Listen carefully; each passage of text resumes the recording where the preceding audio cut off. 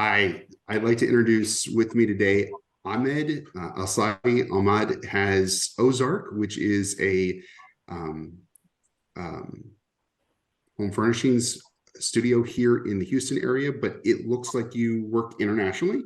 So why don't you tell us a little bit about you and about Ozarke? Yes, absolutely. So Ozark is a home goods e-commerce brand. We're focusing on modern minimalist designs within the home goods industry. We felt like there was a need for such a company to exist just because the home goods industry is crowded with so many brands, but none of them were focusing on the modern look. And we felt like customers had a hard time filtering through a lot of different products, whether within big websites like Wayfair, Walmart. It was very hard to kind of distinguish what's considered modern or what kind of collections they have, and we felt the need to start Ozarke, which is a brand focused on just that, and that's been very successful for us. We've been in business for a couple of years now. We started in 2020. And we've been expanding year over year. Our growth rate has been significant in the last 2 years. And we just keep on growing and adding more products and figuring out exactly what the customers are looking for. Very nice. I will encourage anybody to go to their website, your website. It's beautiful. The modern approach that you have on there is beautiful. I come from the middle of nowhere on a farm in Ohio, so I am very familiar with what you're talking about. There's a lot of non-minimalist things in that world, and when I try to find stuff, I go to Wayfair, and everybody's interpretation of modern and minimalist is very different than mine, but you guys actually hit that mark. So that's very, very cool. Just for safety's sake, why don't you share the website with us? It's ozarke.com, correct? Correct. Yeah. ozarke.com. And, it's funny how we started that, where we got that name from. Have you ever heard of that show, Ozark? It was on Yep. Netflix. That was the inspiration for the brand, actually, because we felt Ozark kind of represents nature. And, for us, we wanted to align ourselves with the organic modern look and feel. And that's why, we wanted to brand name that kind of focuses on that. Ozark.com was not available, but Ozark with an E.com was available. And we're like, okay, instead of calling it Ozark, we'll just call it Ozarke. And that's how it came up. Very nice. And it works for the fact that you are e-based, you are virtual based. That makes it even better. So tell me a little bit about what you talked about your growth year over year since 2020. Tell me a little bit about what you attribute that growth to.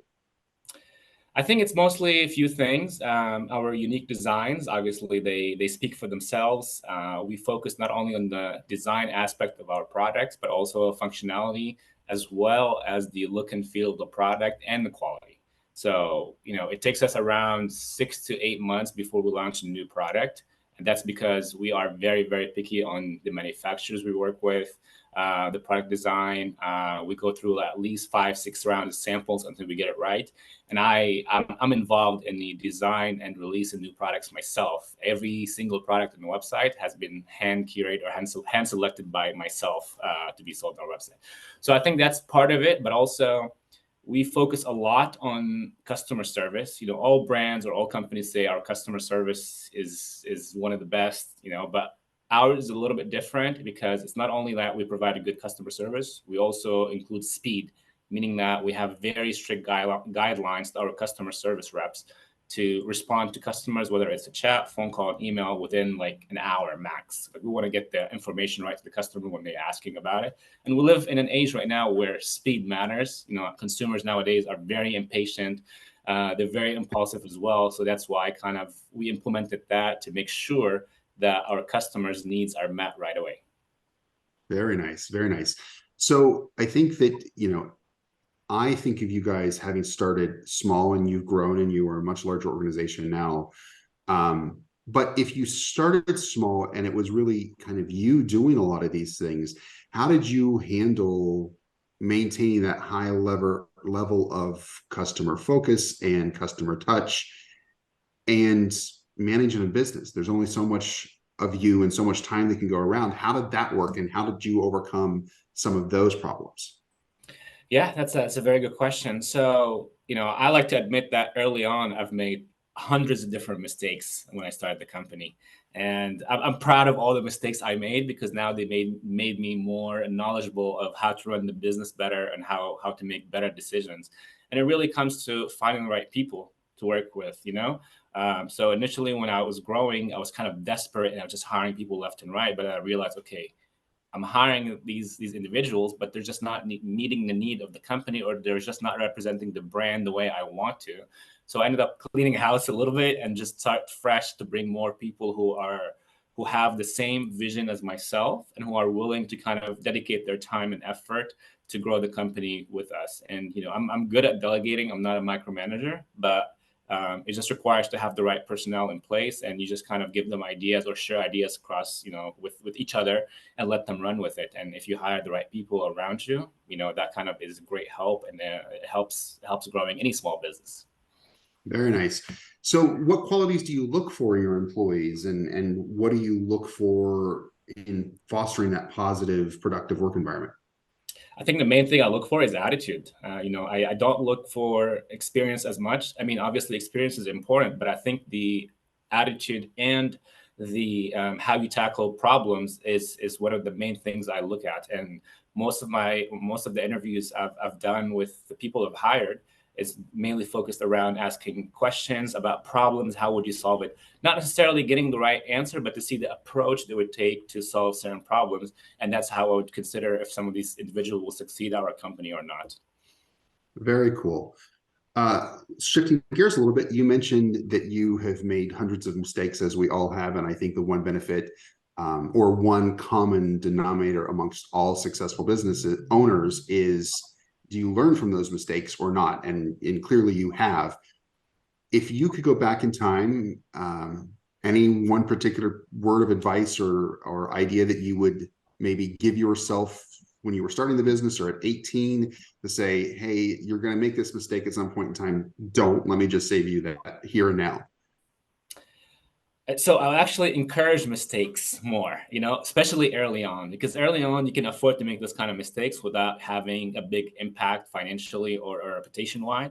So I'm glad I made those mistakes early on, and I'm happy, because I think the only way I was able to learn that side of business, especially e-commerce, which was not my, you know, one of my strongest traits, just because before that I worked in corporate America. I worked in oil and gas for 11 plus years, and everything was kind of structured. So it was not something that I've learned how to run a business, you know, in my previous experience. Yes, I learned different aspects of the business, but everything was kind of standardized already and established. And when I came to Ozarke, it was, you know, I had to kind of break and learn, and the only way I could learn myself is making the mistakes myself. I read a lot of things online about how to kind of, you know, manage the business, how to make certain decisions, but really the most learning experience I gained is from the mistakes I made. So I'm actually thankful for those mistakes, and especially early on, you know. Sure. I think it's unique. One of the things that I hear constantly are from senior executives that have left their companies and gone into business ownership. They've started their own company. And oftentimes you hear that same thing. There's almost a safety in numbers when you work in corporate America, because ideally there's someone there that's going to kind of help mentor you, guide you. There are already structures in place that you can't go too far outside of the guardrails, and then you're on your own, and it's like, oh shit, I have to build my own guardrails. And it Yes. is a challenge. Exactly. So when I worked at Schlumberger, I had a mentor of mine. His name is Richard, who kind of looked out for my career and, you know, helped me grow. And I learned a lot from him. But it's so much you can learn because from such a setup. Just because, like you mentioned, it's corporate. There's policies in place. There's, you know, hundreds of thousands of employees at that company. So even if you do make mistakes, it's never going to be seen or noticed, just because the impact is very, you know, small. Here, Yeah. you know, I don't have a mentor. I have to mentor myself. I do have a couple of, you know, friends that I reach out to for advice here and there, but it's kind of you are on your own. So you have to just make the mistakes, I guess, and learn from it, you know?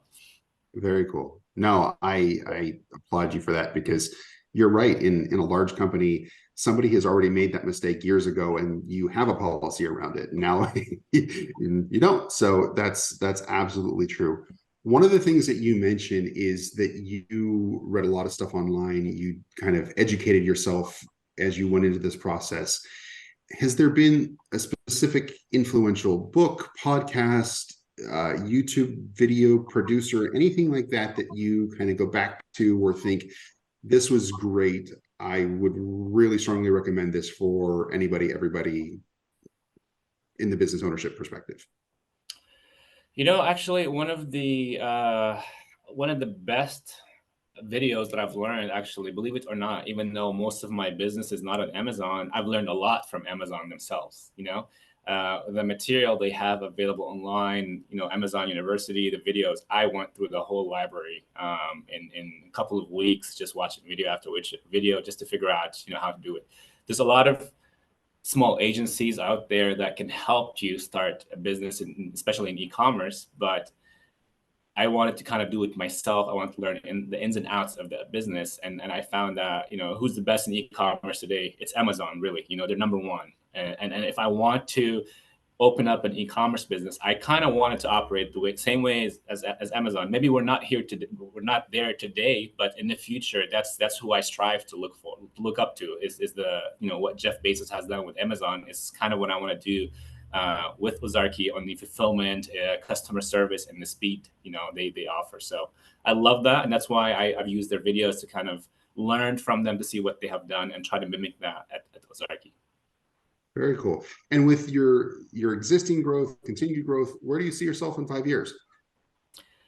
We want to be the number one brand, or actually, let me clarify. We want to be the WAYFARE of minimalist modern designs. We want to be that kind of company, but not at the scale of WAYFARE, just the amount of products they have, the amount of inventory they have, and all that stuff. It's crazy. But we want to focus on a specific, segment of the home goods industry, and we want it to be known as Ozarke. Anytime you think minimalist modern or something sleek and modern, you want to think Ozarke first. And I think now that we are starting to rebrand ourselves again with that concept is going to position us to be one of the top companies in that category in 5 years from now. Very nice. Very, very nice. Last question, any words of advice you would give any other business owner looking to grow, whether it's in your segment, in any segment, piece of advice? Yeah, just grow or die, pretty much. Take the risks. Take the risk. At the end of the day, this is a concept that I talk about a lot. Is that money is made up by humans. It doesn't really exist. It doesn't mean anything. And especially if you think that you're capable of, let's say you're a successful person, you got to where you are today. If everything gets taken away from you, are you able to come back and rebuild? If the answer is yes, take as many risks as possible. Just take those risks, and eventually one of those risks will end up paying off, and that will help you take it to the next level. That's my advice to everyone. Perfect. Ahmed, thank you so much for your time today. Again, I encourage anybody to go out and check Ozarke's website. The designs are pretty cool. Thank you. Thanks, Travis. I hope you have a wonderful day. Thanks for having me. You too.